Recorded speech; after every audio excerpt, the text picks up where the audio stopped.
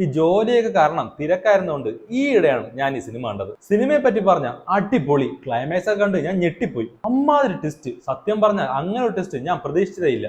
ഞാൻ മാത്രമല്ല, ഈ സിനിമ കാണുന്ന ഒരാളും ഇങ്ങനെ ഒരു ട്വിസ്റ്റ് പ്രതീക്ഷിക്കില്ലെന്ന് എനിക്ക് 100% ഉറപ്പാണ്. തിയേറ്ററുകളിൽ വിജയകരമായി ഓടിക്കൊണ്ടിരിക്കുന്ന സൂക്ഷ്മദർശിനി എന്ന സിനിമയെ കുറിച്ചാണ് ഞാൻ ഈ പറയുന്നത്. നിങ്ങൾക്കൊരു ദൃശ്യം ലെവൽ സിനിമ കാണണമെന്നുണ്ടെങ്കിൽ നിങ്ങൾ ഉറപ്പായും കാണേണ്ട ഒരു സിനിമ തന്നെയാണ് സൂക്ഷ്മദർശിനി. ദീപക് പറമ്പോൾ, നസ്രിയ നാസിം, ബേസിൽ ജോസഫ്, സിദ്ധാർത്ഥ് ഭരതൻ, പിന്നെ പ്രേമലു എന്ന സിനിമ വഴി നമുക്കേറെ സുപരിചിതയായ അഖില ഭാർഗവൻ, രോമാഞ്ചം, ആവേശം എന്നിങ്ങനെ ഒട്ടനവധി സിനിമകൾ വഴി നമുക്ക് പരിചിതയായ പൂജ മോഹൻരാജ്, പൂമരം, ഹാപ്പി സർദാർ, ബ്ലഡി ബഗർ എന്നിങ്ങനെ ഒട്ടനവധി സിനിമകൾ വഴി നമുക്ക് സുപരിചിതയായ മെറിൻ ഫിലിപ്പ്, അയ്യപ്പനും കോശി എന്ന സിനിമ വഴി നമുക്ക് പരിചിതനായ നടൻ കോട്ടയം രമേശ്, കെട്ടിയോളാണെന്റെ മാലാക എന്ന സിനിമയിൽ ആസിഫ് അലിയുടെ അമ്മയായി വേഷമിട്ട നടി മനോഹരി ജോയ് എന്നിവരാണ് ഈ സിനിമയിലെ പ്രധാന വേഷങ്ങൾ ചെയ്തിട്ടുള്ളത്. ഇനി കഥയിലേക്ക് വരികയാണെങ്കിൽ വിശദമായി പറഞ്ഞാൽ സ്പോയിലർ ആകും എന്നുള്ളതുകൊണ്ട് വളരെ കുറച്ച് മാത്രമേ പറയുന്നുള്ളൂ കേട്ടോ. നസ്രിയയുടെ ഈ സിനിമയിലെ കഥാപാത്രത്തിന്റെ പേര് പ്രിയ എന്നാണ്. പ്രിയ താമസിക്കുന്ന വീടിന്റെ